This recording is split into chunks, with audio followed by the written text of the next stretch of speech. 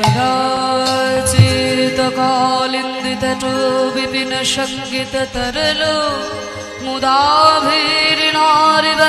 कवल स्वादवधूप रमा शम्भु ब्रह्मामरपति गणेशानर्चित पदो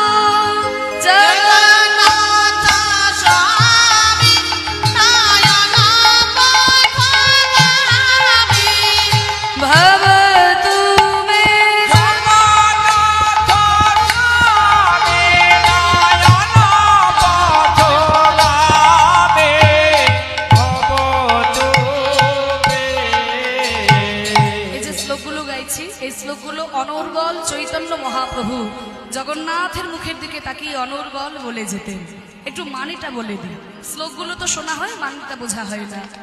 বলছে কদাচিৎ কালিন্দিতটো বিপিন সঙ্গীত তরল।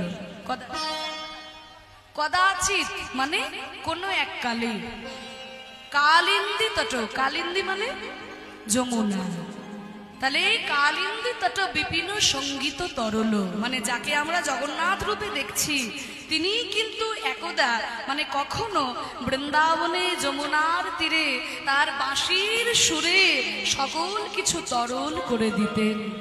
কদাচিৎ কালিন্দিতটো বিপিন সঙ্গীত তরল, বাঁশির সঙ্গীতে সব কিছুকে পাথর বলে জল হয়ে যেত, যমুনা উজানে বইত একদা যার বাঁশির সুরে।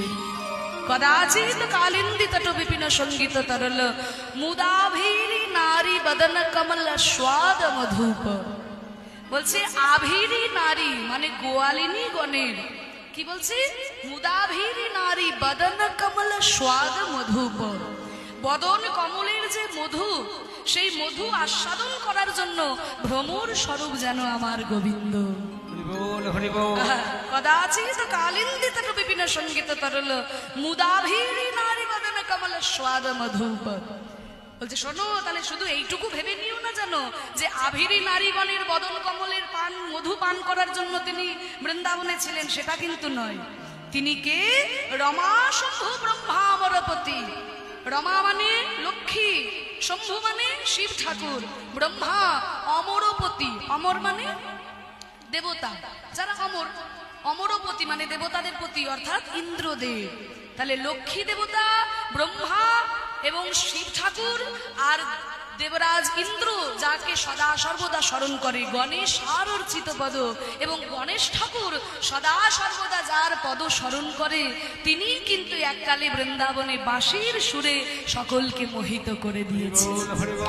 কদাচিৎ কালিন্দিতটো বিপিন সঙ্গীত তরল মুদাভিরি নারী বদন কমল স্বাদ মধুপ रमा शम्भु ब्रह्मामरपति गणेशार्चित पदो जगन्नाथ स्वामी नयनापथगामी भवतु मे जगन्नाथ स्वामी नयनापथगामी भवतु